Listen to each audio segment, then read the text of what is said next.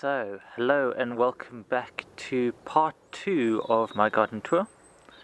This is a section I want to talk about the garden bed that I've been building, back garden.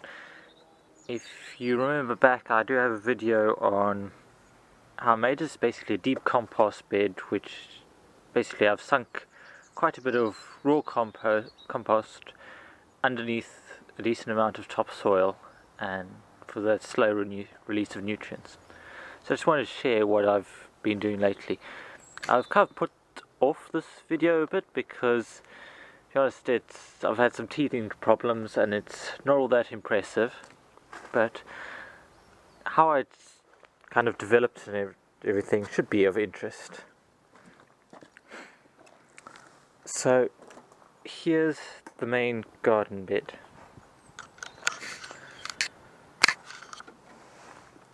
So basically, what I'm looking to make is a polyculture. So a variety of different plants throughout the garden bed, so that they can support each other and so that pests find it harder to find the next of the same type of plant. So basically what I did was I designed this from scratch. A lot of it was planted either seed or as a seedling. So I laid it out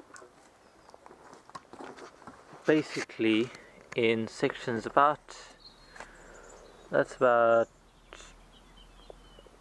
20 centimeters each direction. I created this square. So basically, starting from the edge here, the first spot I set up for heather, and then moving it along, I planted thyme. Moving along again, planted chamomile. You can see there. So the idea was that at least I would know what was supposed to be in that particular square. Lots of the labels, so the labels were always in the bottom right corner of the bed, of the rectangle. So basically I set it up so that the taller plants and bushier plants would be at the back and the smaller herbs would be at the front, with the center occupied with greens, so on, so keep them a bit safer from pests. As it's just getting established, I've had some difficulties. So a lot of the seedlings, the seeds didn't sprout, seedlings haven't done too well either, and I've got quite a few weeds as well. So I'll run through the whole bed in a moment, but the reason why I'm keeping the weeds at the moment is that I want to get as much cover on the soil as possible, as soon as possible. So what I've been doing at the moment is managing the weeds that I really don't like. There was quite a bit of sun spurge yesterday, which I weeded out because it is toxic and not very nice to get in your skin. I also took out the stinging nettles, as they tend to be a bit of a pain, no pun intended. So at the moment it's a bit of a hodgepodge and a mess. So going down the side we have heather, which is finished flowering there. The sage that I dug up out of my plant pot and I've planted here. So it seems to be doing okay. I've got some little St. John's wort, Hypericum seedlings here. There's another stingy nettle. Moving on back, we're getting plenty of potatoes coming up, which I didn't plant at all. Right back there we've got borage. It's about the only borage seed that sprouted. Moving along, yarrow. Just seems to be hanging out there at the back and not doing very much. Now as we come forward, some more potatoes. That might be chickweed, but I'm not sure. This is plantain, which actually I'm very happy about, because I was going to plant some anyway, as this is great for medicinal use, but I'll be making a video on that later on.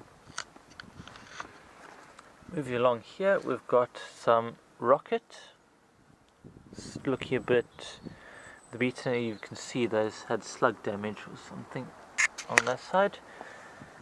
We've got some more rocket here. Spinach as well has just really suffered. I think it might not be getting enough water over here in this corner, so I've been stepping up the watering. As we go back, we've got kale seedling that I planted, that's doing okay. Back we should have had comfrey, but we just haven't, nothing has come up, and been told that it's generally a bit iffy propagation.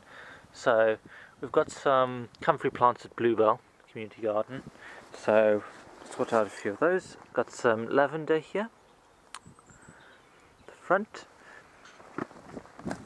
And these are my stepping stones in the middle. The back here I've got lemon balm. That's also here.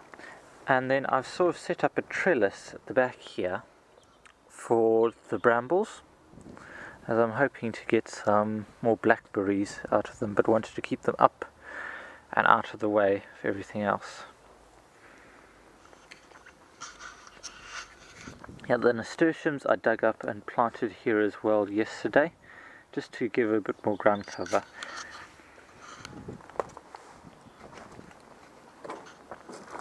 Because if you look at the garden beds from here, what's really interesting is that all of the vegetation and weeds have concentrated in that corner, which is also the corner that receives the least amount of rain. So I do wonder, any insights on that would be very much welcome.